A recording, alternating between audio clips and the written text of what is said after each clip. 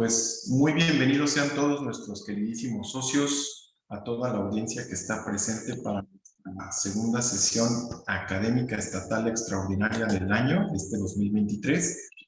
Gracias a todos por su puntualidad, asistencia, disposición y disponibilidad para nuestros eventos académicos y para todos los eventos que organiza nuestra amadísima AGENFAC, Asociación Guanajuatense de Especialistas en Medicina Familiar.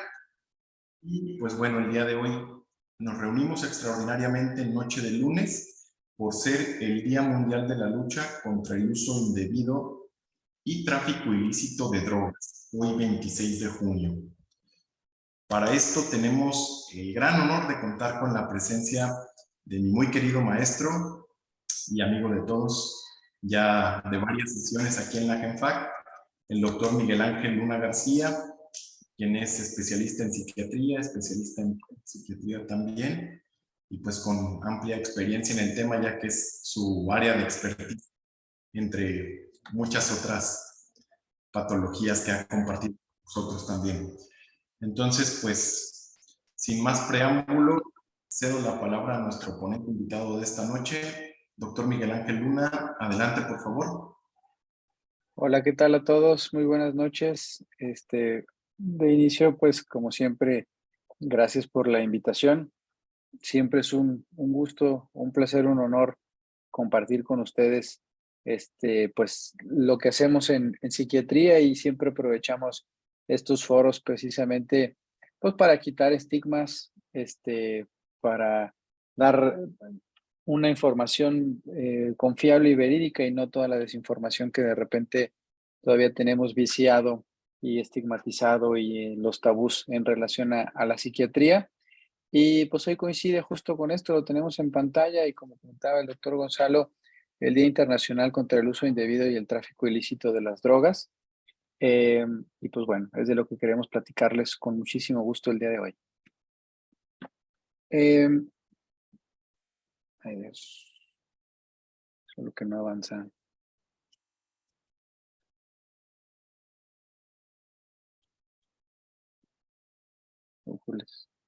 Ya.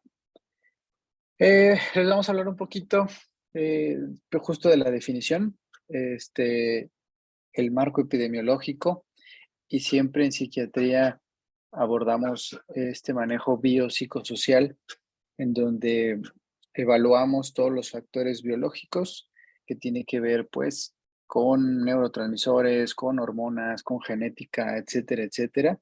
Los factores psicológicos que aportan para la expresión de la psicopatología, y pues obviamente, y en este no es la diferencia, los factores sociales que llegan a contribuir para que aparezcan los síntomas o para que se perpetúen estos mismos.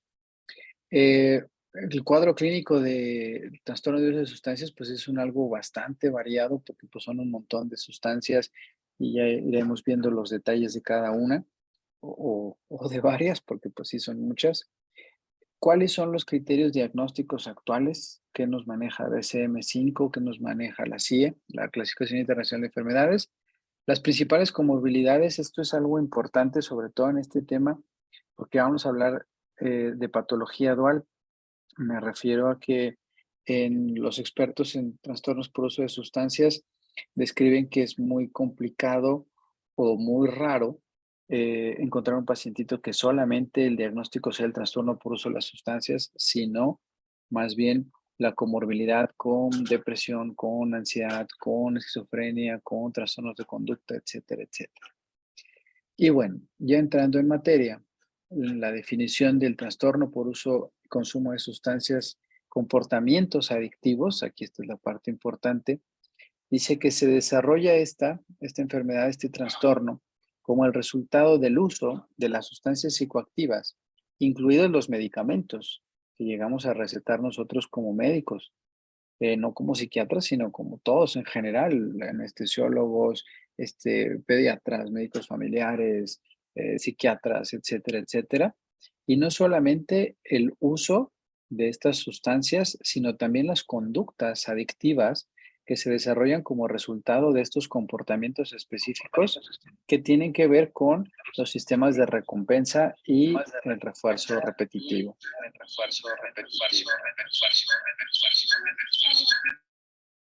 Creo que ahí ya me escuché como 4 veces por ahí para apagar los micrófonos, porfa.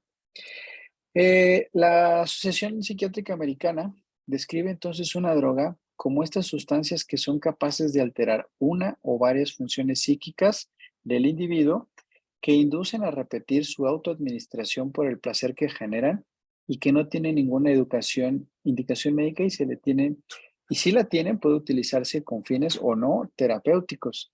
Entonces, aquí de entrada, pues nos describe sustancias, por ejemplo, como el café, que también es una sustancia que modifica estas funciones psíquicas del individuo. Y desgraciadamente la segunda parte que describe, pues algo que los que se encargan de distribuirla, pues obviamente de manera ilegal, por ejemplo, o inclusive también de manera legal, modifican químicamente para que nuestro cerebro cada vez lo necesite y lo pida y lo requiera y le dé un gusto y etcétera, etcétera. Entonces, aquí es importante mm, separar estos consumos ocasionales de cuando estamos hablando del trastorno por estar consumiendo constantemente. Les comentaba en cuestión de epidemiología, la encuesta nacional del consumo de drogas y alcohol y tabaco 2016-17 nos describe, bueno, en 64,000 viviendas, 12,440 adolescentes que describían el consumo de cualquier droga en el último año. eh, y aquí vemos los rangos de edad. En los rangos de edad nos podemos dar cuenta que de 18 a 34 años en los hombres es en donde hay mayor prevalencia de esto. Y en mujeres de 12 a 17 años. Aquí no está describiendo el primer consumo, sino está describiendo la mayor prevalencia por grupo etario. Esto tiene una actualización por ahí con ADIC, que describe que todas las sustancias cada vez están siendo consumidas a edades mucho más tempranas. Entrando precisamente en eso, dice inicio de consumo de drogas, 13,6 años en promedio, obviamente. Inicio de consumo de la sustancia de impacto o la preferencia, 16. Aquí vamos a hablar de que, por ejemplo, empiezan a consumir alcohol o tabaco, que es lo más común, es lo más frecuente, pero no necesariamente es la droga por la que tienen preferencia o tienen más problemas o tienen disfunción o se les hace el diagnóstico. Como bien coloquialmente se les describe drogas de entrada, pero que esto da pie a seguir probando algunas otras cosas y son otras las sustancias con las que se llegan a quedar. Aquí el problema, como lo vemos acá, es que tal vez empiezan a consumirla alguna droga a los 13, a los 16 la droga de mayor impacto, pero el ingreso al tratamiento, ya cuando llegan a buscar ayuda en relación a esto, llega el promedio a ser a los 25 años. Esto significa que ya tienen más de 10 años en el consumo y pues obviamente eso complica uno, el diagnóstico y las comorbilidades, se van agregando cada vez más comorbilidades, la gravedad evidentemente del trastorno, y pues empeora obviamente el pronóstico. Este otro dato de 90% de los adultos en Estados Unidos también comenzaron en la adolescencia. Uno de tantos problemas graves e importantes de este consumo, pues obviamente que llega a estar asociado con muertes en relación a, por ejemplo, las personas de muerte que consumen alcohol y que manejan, que consumen alguna sustancia psicoactiva y que de tal vez no tener ya definido o no pasar a la acción en cuestión de intentos suicidas, por ejemplo, está muy bien descrito que cuando consumen ya la sustancia, entonces pues se desbloquea más bien esta parte del frontal que estaba dando la pauta o estaba dando pues la razón para no hacerlo, y al estar intoxicados, pues bueno, es cuando más llegan a cometer este tipo de conductas. Entonces se describe hasta 2.600 muertes por el consumo de sustancias psicoactivas, el alcohol, la sustancia más asociada a muertes, con un sesgo de que pues el consumo de alcohol es detectable con mayor facilidad. No se hacen mediciones de marihuana a los que van manejando, ni de tabaco, ni de pues, ninguna otra cosa. Lo que estamos midiendo pues es el alcohol, y pues obviamente es la única de las pocas sustancias que tenemos como drogas legales. Ah, acá también en estadística nos describen eh, en la población adolescente que 6.2 han consumido las drogas ilegales alguna vez, 6.6 hombres, 5.8 mujeres. Aquí las relaciones antes eran mucho más inclinadas hacia el género masculino, y desgraciadamente eh, cada vez se llegan a empatar un poquito más, o ya las diferencias, ya las brechas ya son más estrechas entre los consumos de los hombres y mujeres. Se describe que de esos mismos consumos, en el último año apenas, 2.9 en general, 3.4 en hombres, 2.3 en mujeres, y en el último mes 1.2%, pero hablando de adolescentes de 12, 17 años. 5.3 ha consumido marihuana, 1.1 cocaína, 1.3 inhalables, 1.1 marihuana, me fue, pero bueno, este,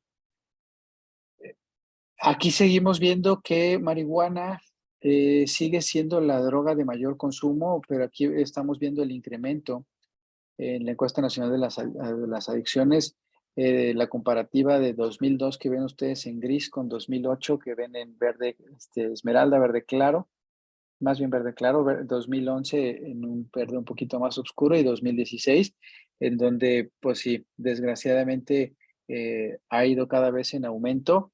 Y si estamos ahorita ahí comparando todavía la encuesta nacional de CONADIC de 2016, pero eh, aquí sí valdría la pena mencionar que para pandemia, para 2020, todos estos consumos incrementaron al doble o a veces hasta el triple, en donde, pues bueno, marihuana sigue siendo el más consumido, ¿no?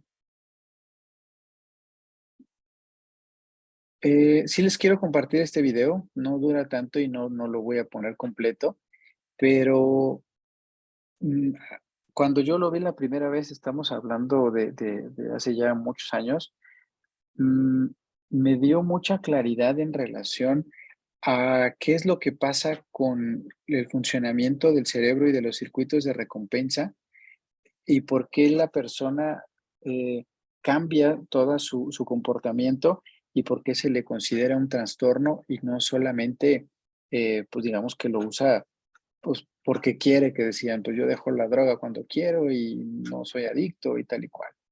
Y pues bueno, aquí se los dejo.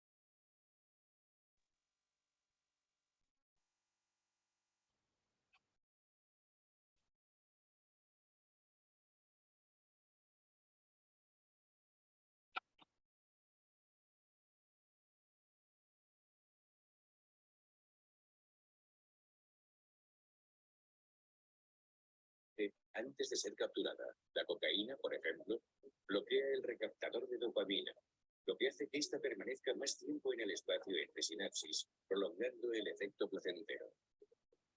La anfetamina, otro psicoestimulante,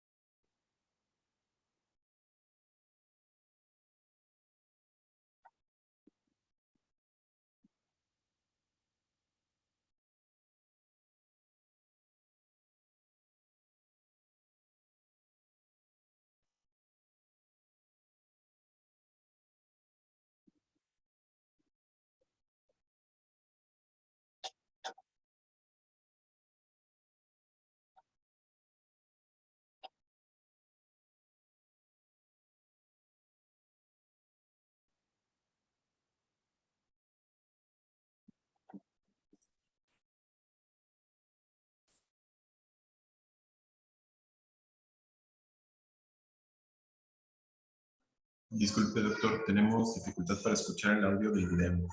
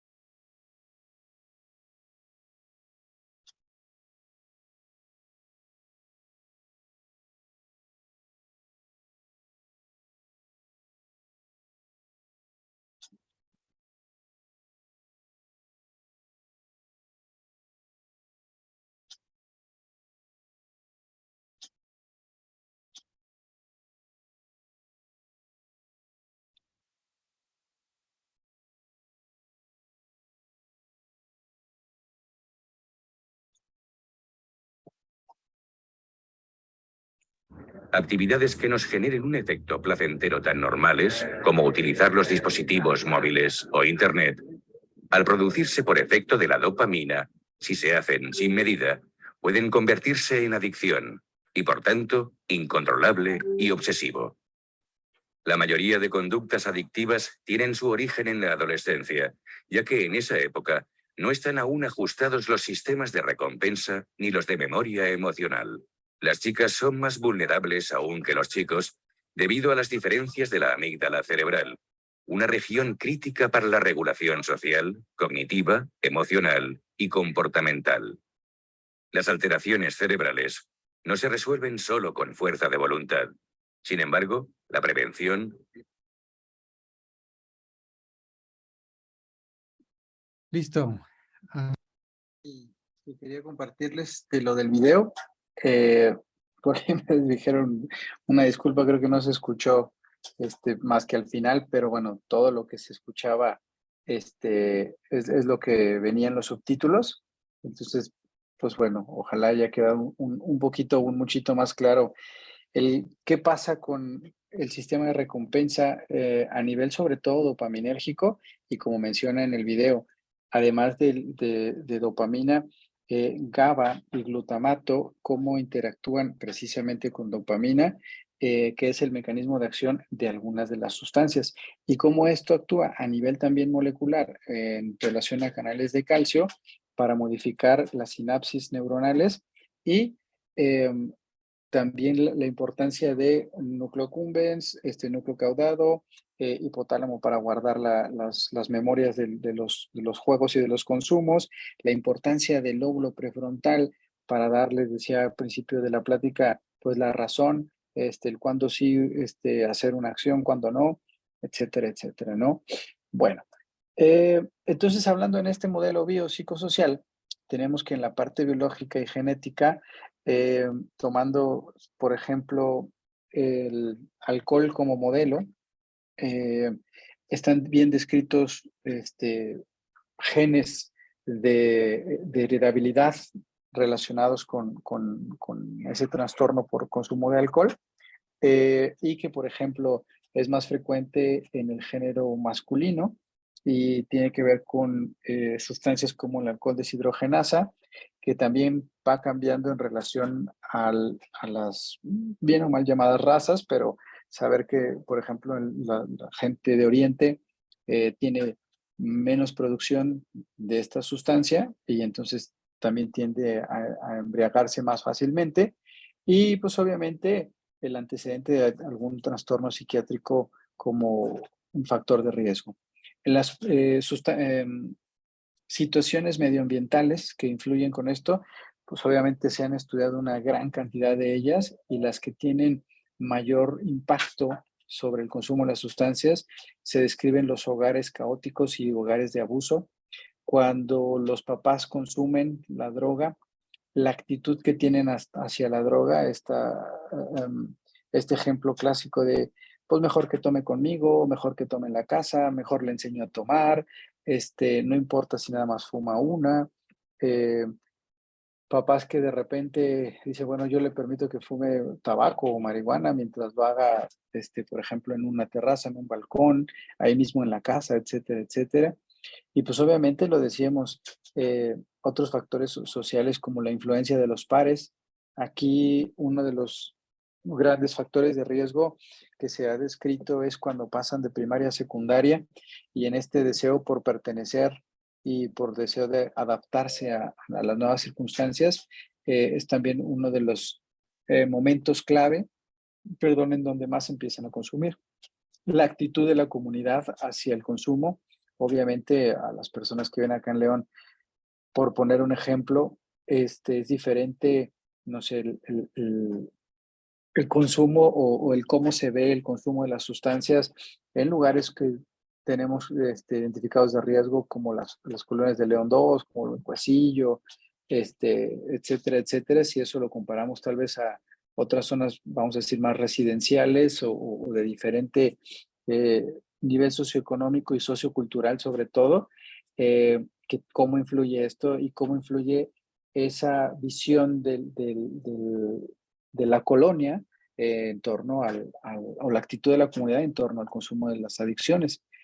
Y también otra muy bien descrita, pues el bajo rendimiento escolar. Es diferente si la sustancia que se está consumiendo tiene una ruta de administración diferente. Ahorita vamos a describir también de cada una, pero no es lo mismo inyectarse alguna sustancia que esnifarla, que comérsela en relación a cuánto tiempo va a tardar para hacer el mecanismo de acción, cuánto tiempo va a durar en el cuerpo, etcétera, etcétera. Obviamente el uso temprano, y ahorita vamos a dar un poquito de estadística en relación a qué impacto tiene mientras más temprano se use la sustancia. Y aquí lo básico o una generalidad es precisamente hablar de esa inmadurez del lóbulo frontal, de que no se termina de consolidar hasta, vamos a hablar, 21 años, 22. Entonces, hay más vulnerabilidad de la persona que si empieza a utilizar la sustancia a edades tempranas, no solamente se quede en ese uso ocasional, sino desgraciadamente en un abuso o en un trastorno. Y la disponibilidad, pues obviamente que pues de repente si hablábamos ahorita de los solventes, pues son sustancias que se consumen en cualquier ferretería, tlapalería, casi que en el Oxxo, etcétera, etcétera. El costo de los mismos, hablando de que, pues no sé, una jarrita de Tonayan cuesta 30 pesos, un tabaco cuesta 4 pesos, un churrito de marihuana cuesta 20 pesos, etcétera, etcétera. Entonces, pues obviamente eso también ahí entra la mercadotecnia de los malos, ¿no? Y que saben venderlo, desgraciadamente.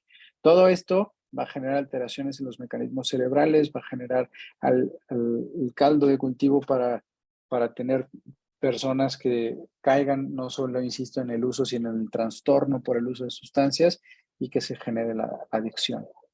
Mencionábamos ahorita precisamente esto de que el neurodesarrollo, sobre todo las áreas que están encargadas de poner frenos, de las reglas, de la razón, del control de los impulsos, es la palabra que estaba buscando desde hace ratito, que es corteza prefrontal, todavía no está madura hasta después, mediados de los años 20, cuando la persona tiene 22, 23 más.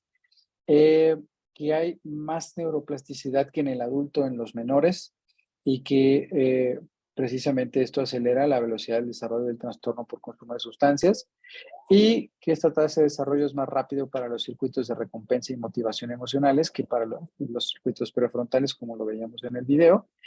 Y hay otros rasgos psicológicos que influyen en este riesgo, los chicos que son impulsivos y que tienen que ver también con este modelo de prefrontal, la búsqueda de la novedad, sensaciones y reactividad del estrés, que nos los describe muy bien Nora Volkow, relacionado sobre todo con la comorbilidad de trastorno por déficit de atención y hiperactividad, que precisamente esas son características de ellos. Ya entrando hacia las sustancias como tal, se llegan a categorizar como depresores y al principio también lo recuerdo cuando lo leí por primera vez, yo lo asociaba en la parte, pues vamos a decir, psicológica en relación a depresor del estado del ánimo, pero sí quiero que quede bien claro que no, que es depresor del sistema nervioso central, es depresor de la funcionalidad del sistema nervioso central, no depresor del estado del ánimo, que es muy diferente. En estos tenemos pues el alcohol, el opio, la morfina, heroína, codeína, barbitúricos, benzodiazepinas, nitrato de amilo, gamma hidroxibutirato, fenciclidina, ¿no? Lo mencionamos al principio de la plática también, por ejemplo, la codeína, los barbitúricos, las benzodiazepinas sí tienen un uso médico. Entonces, ahí es en donde nosotros tenemos que tener mucho cuidado, porque, pues bueno, obviamente como médicos nosotros somos los que lo estamos prescribiendo. En la última columna ven que hay varias vías de administración, en el ejemplo de la morfina y de la heroína, que puede ser oral, puede ser fumada, puede ser aspirada, puede ser inyectada, y esto va a tener un impacto en las horas que tarde para hacer efecto y las horas que tarde en el sistema nervioso central. Algunos de los nombres comerciales que llegan a tener, vamos a decir, por ejemplo, las benzodiazepinas, que les dicen las reinas, los solventes, que es el chemo, el flexo, el activo, en las, ¿cómo se llama? En los raves, el nitrato de amilo, que son los poppers, en la fenciclidina, que es el polvo de ángel, etcétera, etcétera. Continuando con esa misma tabla, las anfetaminas que tienen uso para déficit de atención, el metilfenidato, por ejemplo, Aquí ya estamos hablando de los estimulantes en específico. Aquí ya no estamos hablando de los depresores del sistema nervioso central, sino de los estimulantes. ¿Por qué son estimulantes? Porque dentro del mecanismo de acción que veíamos en el video, estimulan la liberación de la dopamina de la membrana presináptica.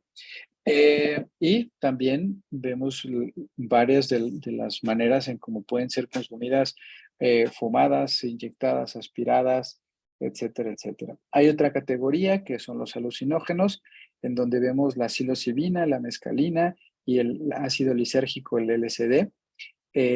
Ninguno de estos obviamente tiene alguna efecto, no efecto, sino indicación médica, perdón.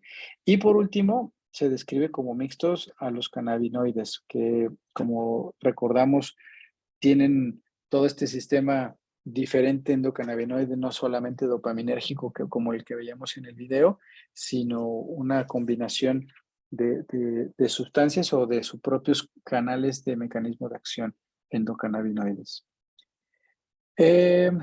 Aquí vemos los datos de la intoxicación de las sustancias. Vamos a recordar que cada una tiene sus criterios diagnósticos, o más bien su cuadro clínico diferente entre ellas y diferente en la intoxicación de su abstinencia. En el alcohol, pues bueno, nada más hacer énfasis en el delirium tremens, que pues sería la manera grave de la abstinencia, y que esta pues puede llegarse a presentar hasta después de 48 horas del último consumo. Convulsiones, e inclusive, pues bueno, coma. En los depresores, en general, no cambia mucho el cuadro clínico. Si vemos el ejemplo, ponen aquí en conjunto los datos clínicos del opio, la morfina, la heroína y la codeína, y que describen cosas como en el cuadro clínico como disforia, como inhibición psicomotora, como somnolencia, como lenguaje farfullante, que bien lo podríamos ver también en el alcohol. Aquí tal vez la gran diferencia es que difícilmente veríamos, por ejemplo, el nistagmo y la rubicundez propios más un poquito del alcohol que de las otras sustancias. Y si vemos en los síntomas de abstinencia, sí sería un poquito más propio de opio, morfina, heroína, codeína, la midriasis y la piloerección en comparación con las otras sustancias. Vemos acá barbitúricos, todavía en depresores, barbitúricos, benzodiazepinas, disolventes. El de disolventes, por ejemplo, ahí yo daría como característica un poquito más lo del olor, porque pues obviamente es olor a gasolina, olor a tiner, olor a cemento, etcétera, etcétera, que obviamente sería diferente al olor del alcohol, aunque el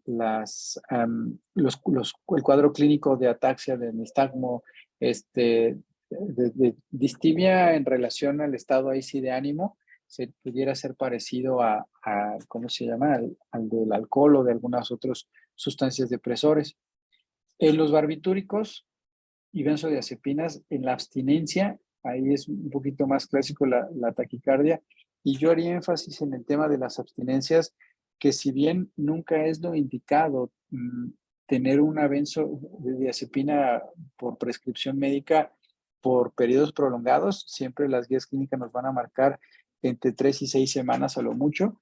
En la realidad de nuestro consultorio, la verdad es que sí los tenemos por un poquito más de tiempo, pero también hacer énfasis en que si ya tenemos a este pacientito con años de consumo de clonazepam, de diazepam, de alprazolam, bueno, etcétera, etcétera, tampoco se retiran de manera inmediata, precisamente porque en esta abstinencia tenemos el riesgo de las convulsiones.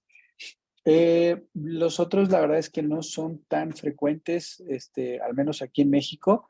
No me quiero entretener mucho en eso. Y sí en los estimulantes. En los estimulantes, en la parte de la intoxicación, y vuelvo a lo mismo otra vez, en donde en el cuadro clínico es muy parecido: cocaína, anfetaminas, MDMA, metilfenidato y agregaríamos obviamente cristal. Se le describe en el síntoma en la intoxicación un síndrome maniatiforme. Maniatiforme ahí da cuenta a la semejanza que tiene con la fase de manía del trastorno bipolar, en donde vemos a personas que tienen taquilalia, que tienen taquipsiquia, que están grandiosos, que tienen aumento de la actividad intencionada, que tienen euforia, y ya sea una euforia hacia el lado positivo o una euforia hacia el lado de la irritabilidad.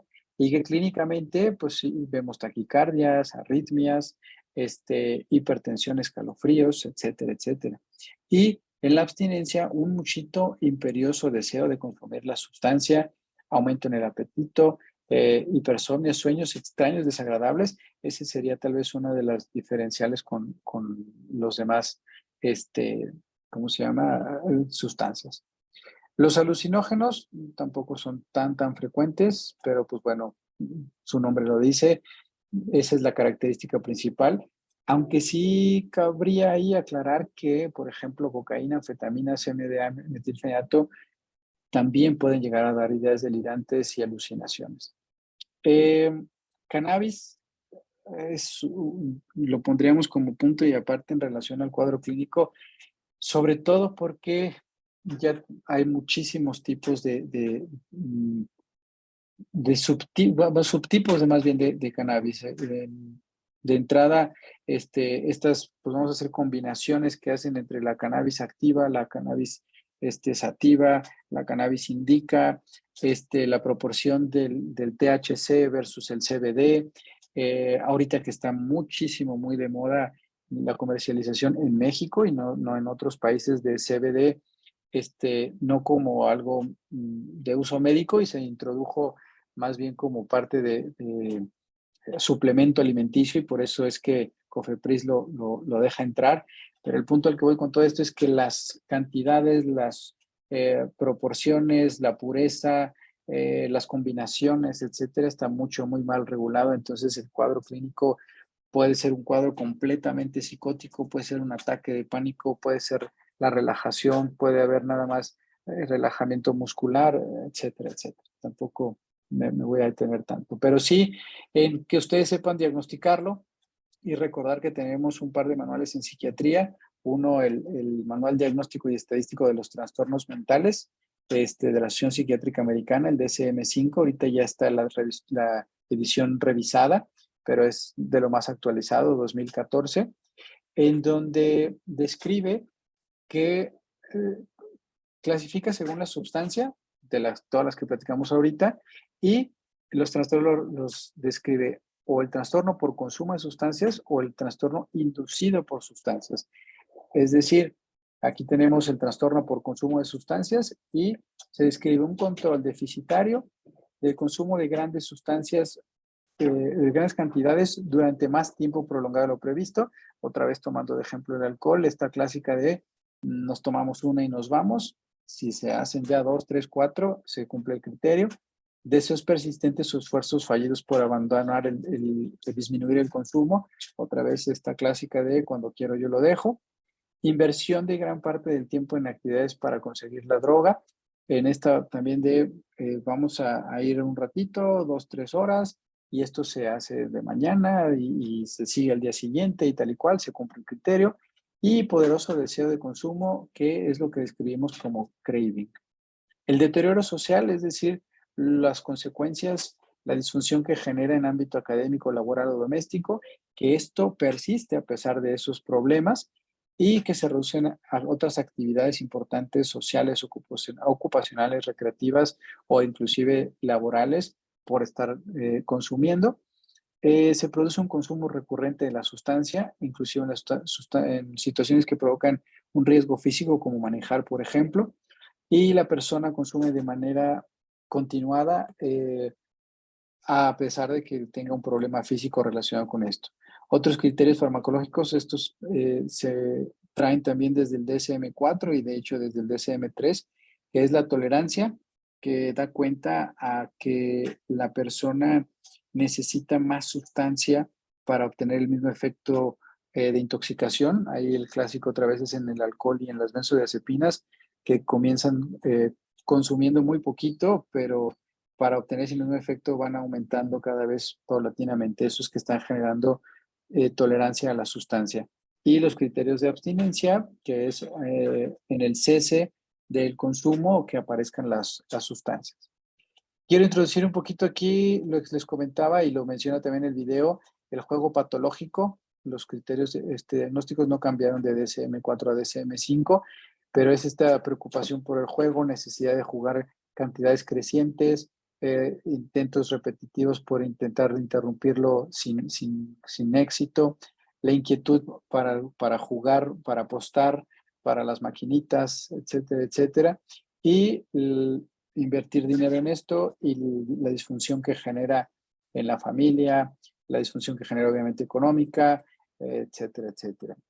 Tenemos que desde la Clasificación Internacional de Enfermedades ya nos describe el trastorno por videojuego y lo describe como este periodo de al menos 12 meses para que se asigne el diagnóstico, aunque la duración requerida puede acostarse si se cumplen todos los requisitos diagnóstico y los síntomas son graves. ¿Cuáles son estos requisitos? Que el deterioro en el control sobre el juego, por ejemplo, el inicio, la frecuencia, la intensidad, la duración, el contexto, no tienen control sobre ninguno de estos. Cuándo iniciar, cuándo parar, con qué frecuencia usarlo, cuándo terminarlo. Incremento en la prioridad para jugar, que esto anteponga a intereses de actividades de la vida diaria. Continuación o incremento del juego a pesar de que tenga consecuencias negativas. Y puede ser continuo, episódico, recurrente, etcétera, etcétera. Diferencias entre CIE 10 y CIE 11, creo que no escapa un poquito ahorita tal vez y del tiempo. Yo aquí nada más haría énfasis en que ya se empieza a hablar un poquito de la demencia inducida por las sustancias, el deterioro cognitivo relacionado con esto como un punto aparte. Y lo que decíamos ahorita del trastorno debido indebido relacionado hace la diferencia con cuando se prescribe, ¿cómo se llama? Por parte médica y tiene alguna indicación. ¿Cómo, qué preguntas hacer? ¿Qué decirles, vaya, en el, ¿cómo se llama? En el consultorio, en su consulta del día a día? Más de 2 respuestas positivas, una mnemotecnia que por ahí simplificaron. Dice, ¿alguna vez has montado un carro conducido por alguien, incluido uno mismo, que estaba drogado, borracho, que había estado consumiendo drogas? Pregunta 2, ¿alguna vez has usado drogas o alcohol para relajarte? Pregunta 3, ¿alguna vez lo has consumido tú solo? Pregunta 4, ¿alguna vez olvidas las cosas que hiciste mientras consumía? Pregunta 5, ¿la familia o los amigos te dicen que ya reduzcas tu consumo, les preocupa a tus familiares este consumo? ¿O alguna vez te has metido en problemas por consumir? Esta mnemotecnia es de carro, de craft, ya agregando las Fs y las Ts en inglés, pero la Asociación Americana de Pediatría nos da este tipo de sugerencias para hacer las preguntas anualmente a nuestros pacientes. Es la Asociación Americana de Pediatría, pero pues obviamente nosotros en nuestro consultorio esto lo podemos preguntar al menos una vez al año para detección. Les comentaba de las comorbilidades, creo que las tengo un poquito mejor acá. Recordar que en los consumos de las sustancias, cuando hablamos de esta patología dual, las dos cosas. Una, es muy frecuente hacer el diagnóstico del trastorno del consumo y de la comorbilidad. Y tenemos aquí como ejemplo depresión, trastorno disocial, TDA, trastornos de pánico, etcétera, etcétera. Y es muy común que haya la asociación de ambas y en cada una de las sustancias la comorbilidad más frecuente. Pero lo otro que les quería hacer énfasis en relación a eso es que en muchas de las ocasiones la persona va a buscar la sustancia que mitigue, que disminuya lo que está padeciendo. Por ejemplo, las personas con trastornos de fobia social, no es raro que consuman alcohol, porque cuando consumen alcohol disminuyen esa ansiedad, disminuyen esa fobia social y son un poquito más funcionales. Pero aquí se describe, por ejemplo, las comorbilidades de la persona que consume alcohol. Lo más frecuente es que consuma tabaco, marihuana, solventes. Los solventes tienen un mecanismo de acción más o menos parecido a los del alcohol. Esto pues obviamente tiene comorbilidades o consecuencias médicas como la anemia, las alteraciones hepáticas y la desnutrición. Y ahí sí, en la parte, en psiquiatría infantil y del adolescente, describimos los trastornos internalizados y externalizados del desarrollo en relación a el locus de control, que esto da cuenta a lo que la persona le eche la culpa. Si son trastornos internalizados, más frecuentes que generen ansiedad, depresión y todos los tipos de fobias. Y en los trastornos externalizados, los trastornos de conducta y el TDA, por ejemplo. Bueno, aquí en toda esta gráfica, en toda esta tabla que ustedes están viendo, hago énfasis en lo que les comentaba ahorita. Uno, que el consumo de la sustancia es puerta de entrada para más sustancias. Dos, que el consumo de estas sustancias, uno, o pueden generar algún trastorno psiquiátrico, o la persona también lo puede consumir para disminuir los síntomas del trastorno psiquiátrico, y entonces esa comorbilidad hace que cada uno de los dos trastornos empeore. Y que bueno, hacer énfasis en lo de patología dual. Difícilmente vamos a encontrar un pacientito que solamente tenga, vamos a decir, un trastorno por consumo de marihuana, sino es frecuente que tenga alguno de lo que ven ustedes en pantalla de los otros trastornos psiquiátricos. Otro de los puntos que quería hacer mucho énfasis de por qué es importante retrasar el consumo, y aquí vamos a tener como ejemplo el tabaco, perdón. Cuanto más joven se comienza a fumar, más probabilidad de que continúe fumando hasta la edad adulta. 80% de las personas que comienzan a fumar durante la adolescencia continuarán fumando durante la edad adulta. 34% de estos individuos morirán prematuramente debido a la enfermedad relacionada con el tabaquismo. 90% de los fumadores adultos fuman su primer cigarrillo antes de los 18 años, y prácticamente todos los pacientes comienzan a fumar antes de los 26 años. Los efectos adversos suelen aparecer cuando el paciente tiene aproximadamente 40 años de edad. Entonces, aquí la más importante es 80% de las personas que comienzan a fumar durante la adolescencia continuarán fumando en la edad adulta. Si podemos saltarnos esa periodo de la adolescencia, es decir, retrasar el consumo, ya sea de tabaco, de alcohol, y pues desgraciadamente de todas las otras sustancias que se sigan legalizando, pues el pronóstico va a ser un poquito mejor. Un tratamiento integral para el consumo de las sustancias es otra de las situaciones que quiero hacer énfasis. Son trastornos que en psiquiatría vamos a tener que canalizar a terapia individual, más terapia de grupo, más medicamento probablemente, sobre todo si decíamos ahorita tenemos un diagnóstico dual. Apoyo, crear una red de apoyo en la familia, llevarlos hacia el lado del deporte, a la cuestión ocupacional, y esto pues va a incluir servicios para la familia, de vivienda, de transporte, financieros, legales, mucho se está tomando mucho énfasis, mucho auge ahorita los estudios sobre servicios para VIH-Sida en relación al consumo de todos estos. Obviamente, acercarlos a los servicios educativos, médicos de salud mental, vocacionales, pensando en este mismo modelo biopsicosocial que va a tener que tener, si la etiología es biológica, psicológica y social, va a tener que tener intervenciones en cada una de estas áreas. Lo que les comentaba del tratamiento, asesoramiento sobre adicciones y estos grupos de autoayuda, entonces la terapia grupal, y se describe en promedio 38% a los 6 meses, 32% a los 12 meses de los adolescentes con el trastorno por consumo de sustancias que reciben tratamiento no logran ni mantienen la abstinencia. Es decir, pues un poquito más de uno de cada tres. En realidad, también vale la pena aquí mucho mencionar que en la historia natural de la enfermedad del trastorno por consumo de sustancias están incluidas las recaídas. Es algo que tenemos que informar muy bien mucho más a los familiares, también a los pacientes obviamente, pero mucho más a los familiares, que si ya llevamos, que la intención es ir espaciando cada vez más el consumo de la sustancia. Esto, insisto, pues va a implicar las recaídas, que si ya logramos una semana, después van a ser 2, puede tener ahí una recaída, el consumo de la sustancia otra vez, y volver a analizar la situación, qué fue lo que llevó o generó otra vez esa recaída y seguir espaciando ahora a un mes, a 6 meses, a un año. Puede venir otra recaída otra vez a un año, otra vez analizar las circunstancias, ayudar en la terapia a prevenir.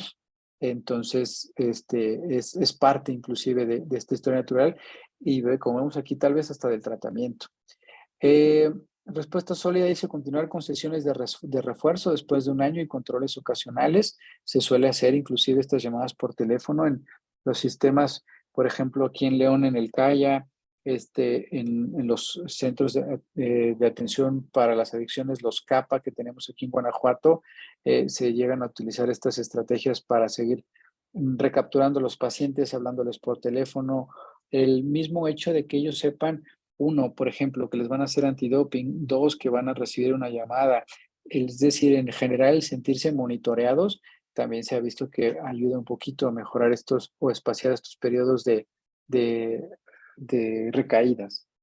Respuesta inadecuada, cuando evaluación continua y reorientar a las decisiones, es lo que comentábamos ahorita en cada una de las recaídas y aumentar la intensidad del tratamiento existente. Probablemente si la terapia era cada 15 días, pues tal vez era cada semana. Si las sustancias que estamos utilizando, o perdón, el tratamiento farmacológico, pues si la sustancia que estamos utilizando no está consiguiendo, vamos a poner, por ejemplo, mitigar los síntomas del TDA, mitigar los síntomas de la fobia social, decíamos ahorita, etcétera, etcétera, pues vamos a tener que aumentar la intensidad de todo esto. Recordar acá que tenemos planes de tratamiento ambulatorios y de hospitalización pues corta e intermedia. Cuando el paciente, casi siempre vamos a dejar las hospitalizaciones para cuando el paciente pone en riesgo su vida o la de una tercera persona. Aquí también tomar en cuenta o comentarles a ustedes, difícilmente están las hospitalizaciones psiquiátricas por consumo de sustancias. Probablemente la hospitalización psiquiátrica por comorbilidad sí, pero más bien para el consumo de sustancias en específico, es el CAIA, por ejemplo, tenemos acá en Guanajuato u otras clínicas especializadas para el consumo de sustancias, no necesariamente solamente en la psicopatología. Trastorno psiquiátrico, hospital psiquiátrico, trastorno por consumo de sustancias, más bien a estos otros centros. En la terapia, ¿qué se hace? Ya hablando ahora de esta otra parte, ya hablamos un poquito de la cuestión social, de la parte biológica.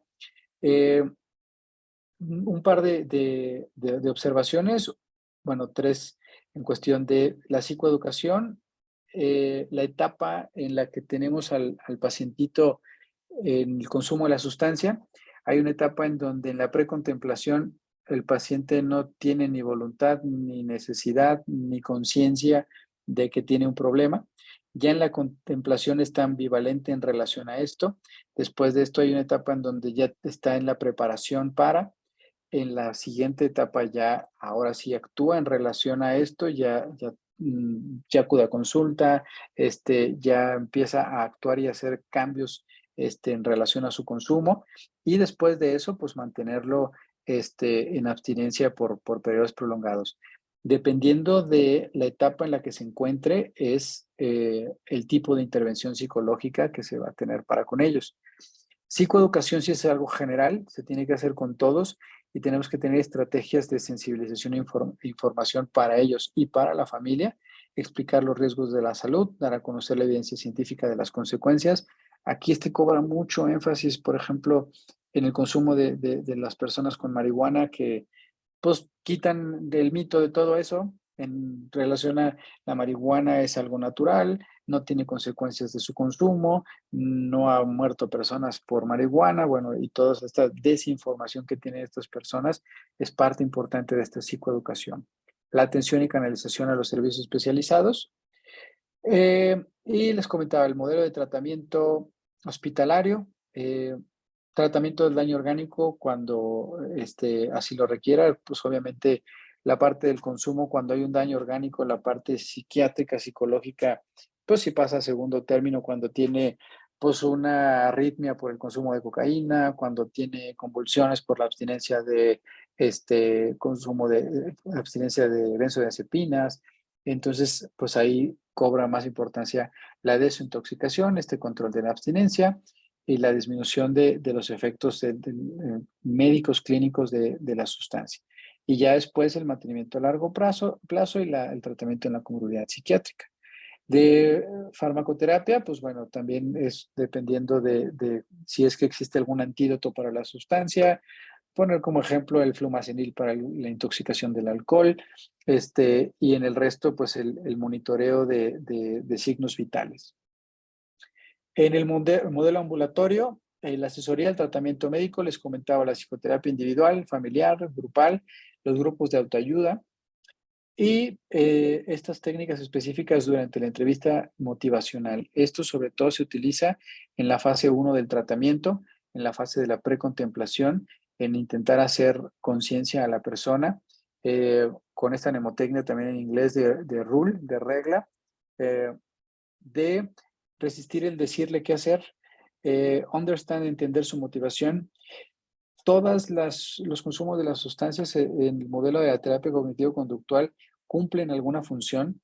Decíamos hace ratito, por ejemplo, la motivación en algunos, pues es tal vez para poder socializar.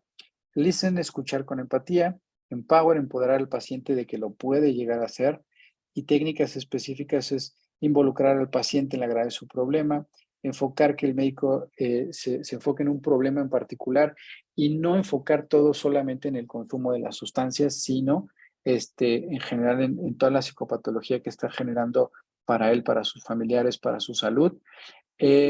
Evocar, el médico pide al paciente que evoque esos conflictos, es algo que es muy importante cuando no existe esta conciencia, el darles ejemplos claros con base en lo que se analizó en ellos en su historia clínica de cuáles son las disfunciones y qué pudiera ser diferente si no consumieran.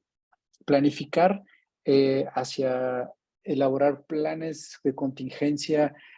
Yo lo que les comento a ellos antes del consumo, tener tu plan A, B, C y D de qué puedes hacer en vez de consumir la sustancia. Un poquito de la entrevista motivacional. Esto es de terapias de afrontamiento, sí nos vamos a saltar un poquito porque quiero darles un poquito más esta información en relación a los medicamentos aprobados para consumos. Son muy poquitos en realidad, y si vimos todas las sustancias que existen, los tratamientos aprobados por FDA para este tipo de trastornos, naltrexona, yo agregaría disulfiram para el alcohol en el efecto antabús, para cannabis N-acetilcisteína, para tabaco terapia de reemplazo, los parches de nicotina, por ejemplo, bupropión y el famoso Champix, la vareniciclina que aparece ahí. Para los opioides, que son drogas pues ya un muchito más fuerte, buprenorfina y naloxona, sí son sustancias aprobadas por FDA para el tratamiento para el abuso de metanfetaminas, bupropión. Bupropión, que es el Wellbutrin, que es un antidepresivo, sobre todo dopaminérgico, que hace todo el sentido si recordamos un poquito este mecanismo de acción sobre los circuitos de recompensa dopaminérgicos ¿cómo se llama?, de las drogas. En realidad, en psiquiatría, además de estos que están aprobados por FDA, utilizamos unos fuera de aprobación por FDA, como los neurolépticos, que está muy bien descrito, que nos ayudan al mejor control de los impulsos. Utilizamos los ISRS para mejorar la ansiedad y también un poquito los impulsos. Y estabilizadores del ánimo, precisamente para disminuir. En el mecanismo de acción es para la estabilización de la membrana y en la parte clínica para la inestabilidad afectiva y el control de los impulsos. Ahí tenemos sobre todo los anticomiciales, los valproatos, es decir, el ácido valproico, el valproato semisódico, el valproato de magnesio, y se describe aquí también el carbonato de litio, que sí lo llegamos a utilizar un poquito menos. Sí, en la guía clínica del Navarro lo describe, pero sí es un medicamento que tenemos que estar muy al pendiente de la función hepática, renal y tiroidea, y estos pacientitos que de repente, pues sobre todo los de consumo de alcohol, tienen problemas en esas áreas, pues no siempre usamos carbonato de litio. Todo lo demás que ven ahí sí, dependiendo de la sintomatología, dependiendo de las comorbilidades, dependiendo de la patología dual, hacemos un plan de tratamiento farmacológico utilizando neurolépticos, ISRS o estabilizadores del ánimo. No es que utilicemos todo en conjunto. Y por último, les dejo de CONADIC, de la Secretaría de Salud de la Comisión Nacional de Adicciones, algunos centros que tenemos aquí en el estado que sí están al menos supervisados, al menos buscando este trato digno para los pacientes. Son, pues bueno, a manera de anexos, pero en donde sí hay un tratamiento al menos médico, psicológico y las sustancias, las situaciones, condiciones de salubridad, lo mínimo, lo más adecuado, pues lo mejor supervisados para pues, mantener un buen tratamiento y sobre todo respetar, es la palabra que estaba buscando, los derechos humanos, porque desgraciadamente, pues tal vez de cada uno de estos centros que están viendo ahorita, pues hay unos 10 o más anexos, ahora sí, ahí sí como tal, ilegales, en donde los obligan a tener abstinencias sin ningún manejo farmacológico, médico, etcétera, etcétera, y no tienen tratamientos psicológicos ni psiquiátricos, y que bueno, pues ahí sí dicen, pues los llegan a golpear, los llegan a abusar, etcétera, etcétera. Pero estos que ven aquí, pues bueno, esos sí tienen al menos esta supervisión por parte de Secretaría de Salud e inclusive algunos de ellos tienen apoyos gubernamentales para tratar pacientitos con escasos recursos que, pues bueno, obviamente, desgraciadamente son la mayoría. Esta era la última diapositiva. Creo que pues sí nos echamos una horita. Espero no se me hayan dormido muchos. Dice por acá que 50, no, 88 todavía siguen despiertos, o al menos con las computadoras prendidas. Y pues les agradezco mucho su atención. Muchísimas gracias, doctor Miguel Ángel Luna, de verdad. Bueno, la calidad de la charla increíble, como siempre, doctor. Vimos ahí qué más actual, up to date, CIE-11, DSM-5, las tablas del Hospital Psiquiátrico Juan N. Navarro, de CONADIC.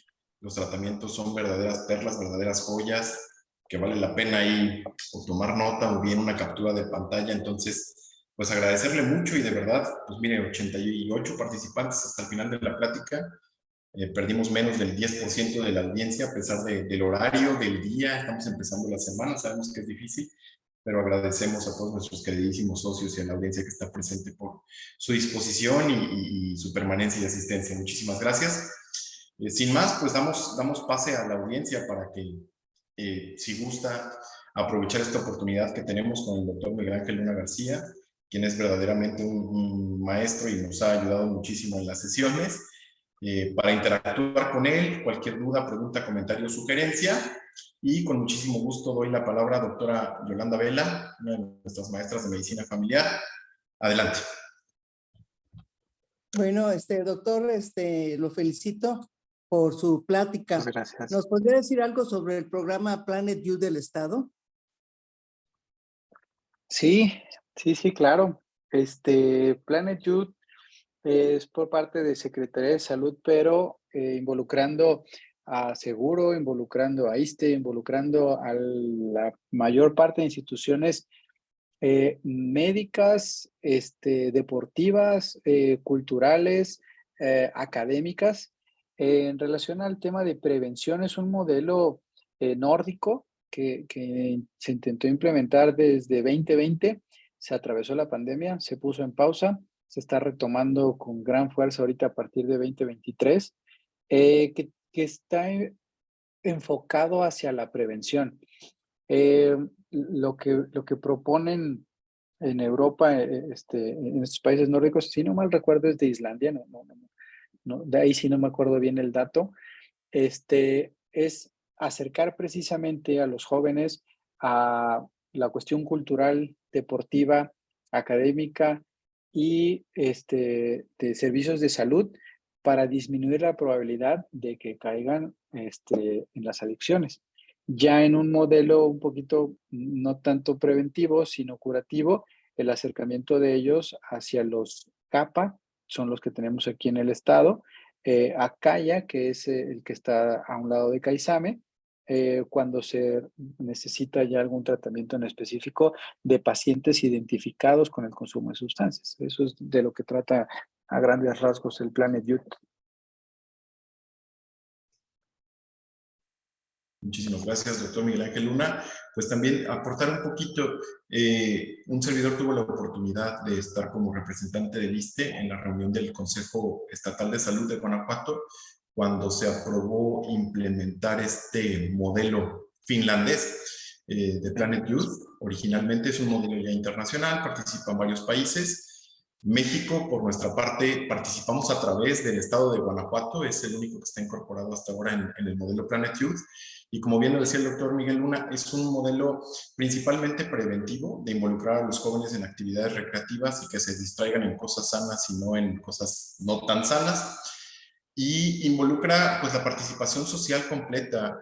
Realmente en Finlandia el modelo, desde la manera en la cual nosotros podemos obtener algunos satisfactores, por así decirlo, uno va a la tienda, en los refrigeradores de las tiendas de conveniencia, de los supermercados, de las tiendas de la esquina, donde ustedes vayan, abarrotes, no se comercializan a simple vista, a la vista de quienes entran, bebidas alcohólicas, por ejemplo, y aquí pues sí, ¿no? Es el pan de cada día, o bien cuando vamos a los mostradores en la parte superior, inclusive en los supermercados, pues está todos los productos de tabaco para consumir vía fumándolos. Entonces, esta parte pues es buena, ¿no? Porque a fin de cuentas, más allá de poner mensajes y fotografías que no son agradables a la vista, pues bien, esos son productos que están escondidos y desde ahí, o sea, hay que preguntar intencionalmente si el establecimiento tiene ese tipo de productos. Entonces, no hay ese antojo o eso que decimos nosotros, ¿no? Del amor nace la vista, pues no lo vamos a encontrar. Entonces, quien definitivamente tiene la intención de consumir, pues es quien lo va a encontrar, pero otras personas no van a tener esa concientización de llegar ahí, el antojo y se consuma, o bien no va a ser algo tan común en su sociedad el hecho de que estén expuestos a estas imágenes de sustancias adictivas o psicoactivas. Eso es algo importante del modelo finlandés.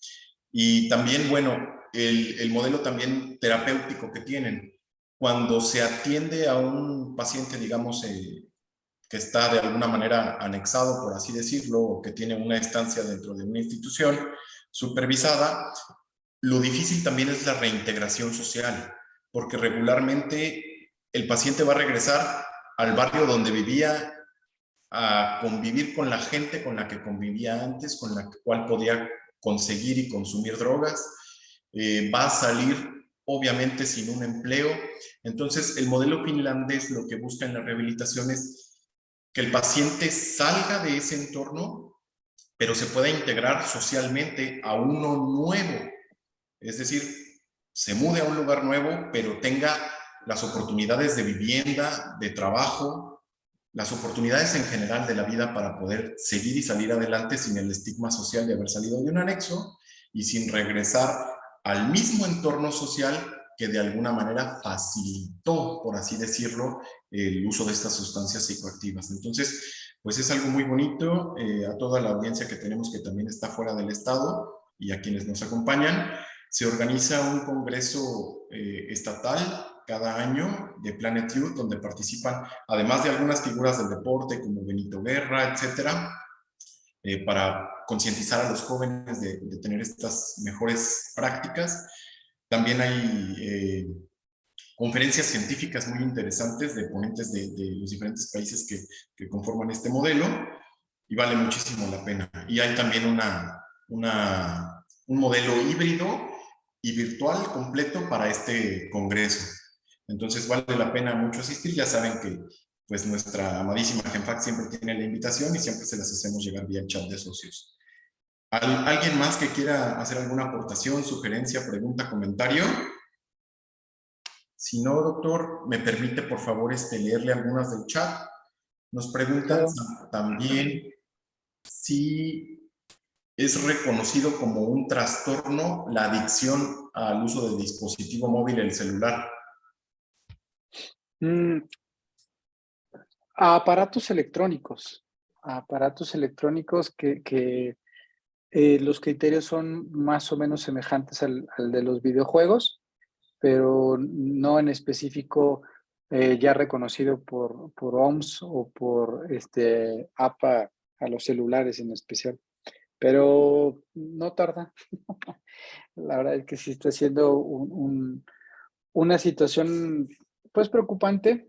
Eh, Nunca lo vamos a satanizar porque, pues, no es algo malo, pero justo también, como decía en el video, pues, como algo, tan cotidiano, decía ahí, como, platicar, como hacer uso de algunas herramientas, puede llegar a generar una adicción o una dependencia, y sí tiene que ver con estos circuitos de recompensa dopaminérgicos, en donde estamos buscando esta aprobación, estamos buscando un refuerzo, y que sí está generando cambios a nivel estructural, sobre todo de dopamina, circuito de recompensa, y que sí está reconocido como la vía o como la explicación del por qué se hacen esos trastornos. Excelente, muchísimas gracias, doctor. Y también nos hacen otra pregunta vía nuestro chat de esta sesión. ¿Qué sucede cuando el paciente continúa drogándose, usando sustancias psicoactivas de las que hablamos, y además toma terapéuticamente un antidepresivo indicado? No suelen tener tanta interacción importante, grave, que ponga en riesgo, pero estamos hablando de una manera muy, muy general. La verdad es que sí tendríamos este, ¿cómo se llama? Saber qué sustancias, porque si decimos sustancia y, por ejemplo, alcohol con este antidepresivo, pues sí, ahí sí es mucho, muy grave. Eh, Antidepresivos por ejemplo, con estimulantes, no tiene alguna interacción tampoco así muy, muy grave, pero pues obviamente siempre la sugerencia es estar monitoreando, hacer antidopings, no combinar, eh, y si está teniendo alguna reacción, pues obviamente pues, los anexos o el internamiento sería más bien la sugerencia. Ok, perfecto. Y nos preguntan también específicamente el caso de la interacción de escitalopram con piedra. Es muy específica la pregunta, pero adelante, Pues doctor. sí, sí, sí, sí. Sí, es como estos estimulantes que decíamos ahorita. Este,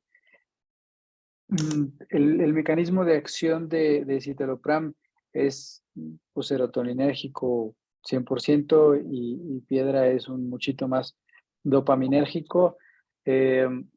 No es que corte el efecto del escitalopram, tampoco se pone como en riesgo pues, algo mortal, ni mucho menos, pero pues obviamente no es algo sugerido, permitido, aceptado, ni avalado por ningún psiquiatra, ni médico, ni nada, ¿no?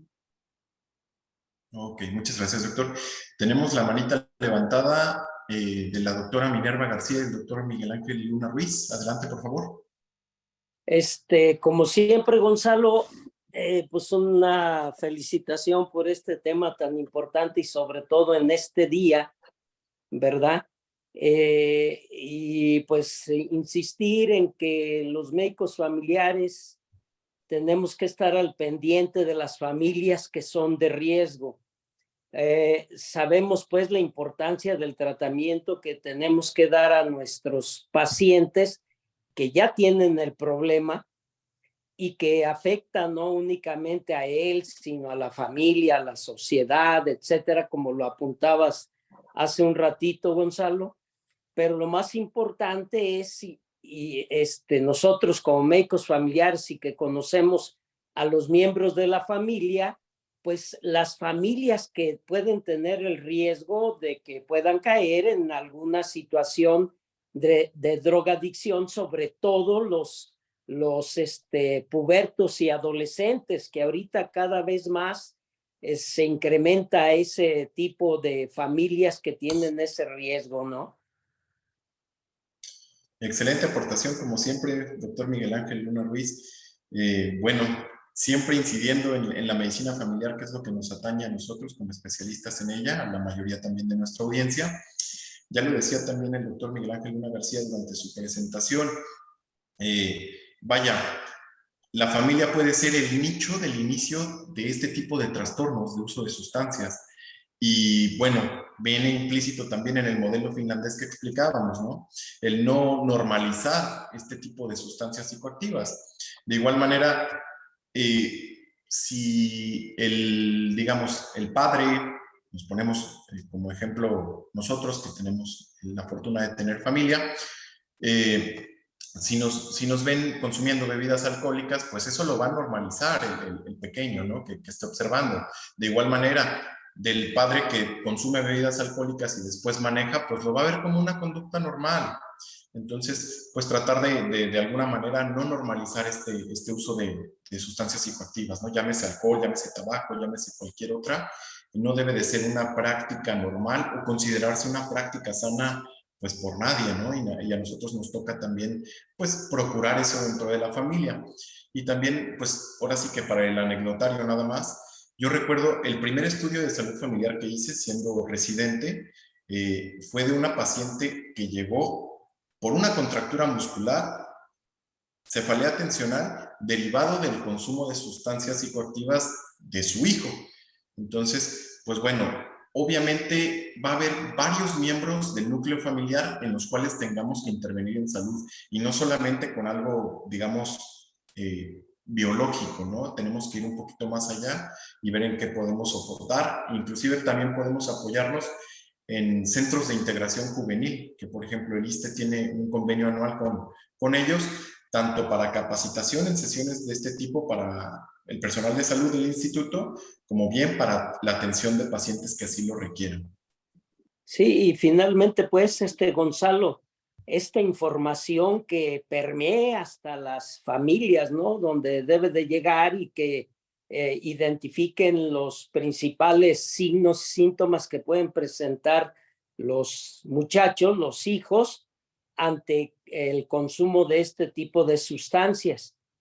Y finalmente, pues, como siempre, ¿no? Agradecer al ponente la excelente conferencia que nos dio, Gonzalo. No, pues por supuesto que sí, ya decíamos desde el inicio, siempre que está el doctor Miguel Ángel Luna García como ponente, pues es un certificado de garantía de calidad y nos honra con su presencia, como siempre ya recurrentemente. Diciéndolo yo más, ¿verdad? Claro que sí. Pues también, no sé si hay alguna otra pregunta, alguien más de nuestra audiencia, de nuestros queridísimos socios que quiera compartir sugerencia, duda, queja, algún comentario. Adelante. Gonzalo, Mándame. por ahí hicimos algunas invitaciones y me dijeron que no se habían podido conectar por la diferente ID y el password. Entonces les dije que por ahí les hacíamos llegar la grabación para que la escucharan. Por supuesto que sí. Ahorita voy a dar un anuncio respecto de las grabaciones que hemos tenido de las sesiones, doctor, si me permite. Sí, gracias. Nada más, entonces, si no hubiera algún otro comentario de nuestra audiencia, yo quisiera compartir un poquito. Déjenme ver si le encuentro aquí porque soy un poco neófito. Quisiera compartirles mi pantalla para hablarles nada más de este cuestionario. No sé si lo puedan ver, es CAGE por sus siglas en inglés. Se usa para todo tipo de pacientes en cuanto a consumo de etílicos, etilismo en sí. Entonces es un cuestionario que es por sus siglas en inglés, Cut, Annoyed, Guilty y Eye Open. Pero aquí tenemos la traducción para facilitarlo para todos. Son 4 preguntas solamente, es una mnemotecnia CAGE, que significa jaula en inglés, y se hace la pregunta, ¿le ha molestado alguna vez la gente criticándole su forma de beber? Es la primera. ¿Ha tenido alguna vez la impresión que debería beber menos? La segunda. ¿Se ha sentido alguna vez culpable por su costumbre de beber? Y la última, ¿alguna vez lo primero que ha hecho por la mañana ha sido beber para calmar sus nervios o liberarse de una resaca? Las preguntas son de variable dicotómica, solamente sí o no, muy fáciles, y la valoración nos dice que si contesta positivamente a cualquiera, es un punto, indica problemas de alcohol, y si contesta positivamente a dos, se puede considerar dependencia. Entonces, pues bueno, es algo muy fácil también ahí para que lo tengan en cuenta. Y pues bueno, nuevamente, doctor Miguel Ángel Luna García, nuestro ponente, le pido por favor si puede abrir su pantalla. Y si no hay ninguna otra intervención por parte de nuestra audiencia, quiero presentarle esta constancia digital que muy pronto le vamos a estar haciendo llegar de manera presencial hasta sus manos. Y a nombre de nuestra queridísima Asociación Guanajuatense de Especialistas en Medicina Familiar, Asociación Civil, la excelencia y la superación por el bienestar de la familia, le entregamos la presente constancia por tu participación como ponente en nuestra sesión académica Trastorno por uso de sustancias. Hoy, 26 de junio, Día Mundial de la Lucha contra el Uso Indebido y el Tráfico Ilícito de Drogas, con valor curricular y firmada por las autoridades de nuestra queridísima AGENFAC. Muchísimas gracias por su participación. A la audiencia queremos dar algunos avisos, no se nos vayan. Despedimos con mucho cariño y muy agradecidos al doctor Miguel Ángel Luna García por la ponencia. Doctor, muchas gracias. Al contrario, gracias a ustedes. Gracias por el foro, por la invitación. Y ya saben que estamos a la orden para cualquier situación. Muchísimas gracias, doctor. Buenas Hasta luego, noches. excelente noche. Y bueno, rápidamente, por favor, queremos anunciarles respecto de lo que nos decía el doctor Miguel Ángel Luna Ruiz, nuestro maestro de medicina familiar. Recién inauguramos nuestro canal de YouTube. Ahorita les estoy compartiendo la pantalla de un servidor que es el navegador de internet Microsoft Edge. Ustedes pueden entrar a la página de YouTube, ponen aquí en el buscador AGENFAC y les aparece nuestro canal. Esta es la primicia para todos los que acudieron a esta sesión. Aquí lo pueden ver, tenemos algunas de las sesiones ya están cargadas en la página. Hay algunas que ustedes saben, hay pues durante la sesión algunas dificultades técnicas, no se pueden grabar por completo, etcétera, pero lo hacemos con muchas ganas, con mucho cariño, es una innovación con mucho cariño para todos ustedes, con mucho gusto que hacemos también. Entonces, por si se perdieron de alguna o quisieran puntualizar o tomar nota de alguna diapositiva en específico, pues tienen esa oportunidad con muchísimo gusto. Y aquí, doctor Miguel Ángel Luna Ruiz, perdón, maestro, en unos cuantos días que carguemos la sesión de esta noche, podrá también compartirla con quien más usted guste, ¿vale? Igual que todos nuestros socios. Es para ustedes, pero pueden compartirla con quienes ustedes prefieran. ¿De acuerdo? Gracias, Gonzalo. Un placer, doctor Miguel Ángel. Y bueno, tenemos aquí al doctor Víctor. Todavía nos acompaña el doctor Víctor él es coordinador de nuestra región occidente de la Federación Mexicana de Especialistas y Residentes en Medicina Familiar. Él es quien coordina nuestra región por parte de la federación, es parte de la junta directiva, y lo invitamos a que nos dé, por favor, este mensaje, para lo cual también les voy a compartir la pantalla respecto de nuestro 6º Congreso Regional próximo a celebrarse. Adelante, doctor Víctor, por favor. Hola, ¿qué tal? Muy buenas noches. Agradezco antes que nada el espacio brindado a cada uno de ustedes, al doctor Orlando, al doctor Gonzalo y sobre todo a la mesa directiva. El motivo de este mensaje es solo reafirmar la información ya brindada por el doctor Gonzalo. Pero antes que nada también felicito las aportaciones y el excelente tema brindado el día de hoy, sobre todo en el proceso de vinculación en cada uno de sus agremiados. Como ya lo mencionó el doctor Gonzalo, mi nombre es el doctor Víctor Hugo Salazar Ruiz, médico familiar adscrito a la UMF2 de Manzanillo, pero actual coordinador de la región occidente.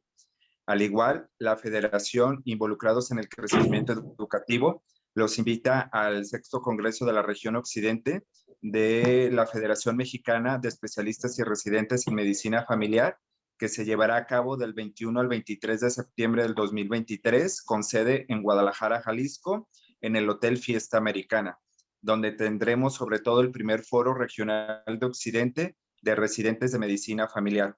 Pero mi principal objetivo es que aprovechen la promoción que hay en la formación de los grupos, donde hay una reducción en cuestión de costos. Para mí sería un placer, y sé que así va a ser, contar con su presencia en el regional de Guadalajara. Quedo a sus órdenes para cualquier duda e información, al igual con el doctor Gonzalo y su mesa directiva. Y si tienen alguna pregunta y alguna duda, con todo gusto. Gracias, doctor Gonzalo. No, qué placer tenerlo aquí, un honor.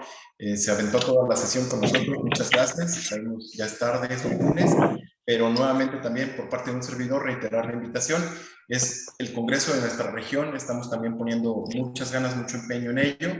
Como ustedes ven, aquí está la imagen. Nosotros, nuestros queridísimos socios de AGENFAC pueden disfrutar del precio de socios en cada una de sus respectivas categorías. Todavía tienen un largo periodo para poder disfrutarlo. Y recordar de estos equipos que nos comentaba el doctor Víctor, por cada 5 asistentes de nuestros socios se regalará una beca académica completa, ya sea que gusten compartirla con estos 6 socios que formen un equipo, y pues ahora sí que disfrutar cada uno de un porcentaje de beca en su casa, ¿vale? El congreso a celebrarse en la ciudad de Guadalajara, Jalisco, en el Hotel Fiesta Americana Minerva, que es una escultura monumental hermosa. Es la defensora, la guardiana de la ciudad. Vale mucho la pena ir, darse la vuelta, conocer lo cultural, lo turístico y también nutrirse del programa académico, que es maravilloso, la verdad. Por parte de nuestro estado estará el doctor Juan Luis Mosqueda, el director del Hospital Regional de Alta Especialidad del Bajío, antes secretario de Salud, infectólogo, director del Capacits con el tema COVID largo. Estará también el doctor Sergio Alvarado Reyes, quien es traumatólogo ortopedista y con alta especialidad de ortopedia pediátrica, con el tema órtesis y plano. Él es subdirector del Hospital General de León, y un servidor con el tema liraglutide, eficiencia de la en pérdida de peso. Bueno, muchísimo gusto para ustedes, y siempre es un deleite al doctor Ismael Villaseñor, médico familiar con doctorado en este tipo de atenciones. Brindará una conferencia magistral. Él es el vicepresidente de la asociación, el colegio, jalisciense de medicina familiar, próximo presidente del mismo ya en breves momentos. Entonces, todos están muy cordialmente invitados, tienen también los datos en nuestro chat de socios, y pues gocemos de este congreso todos juntos, ¿vale?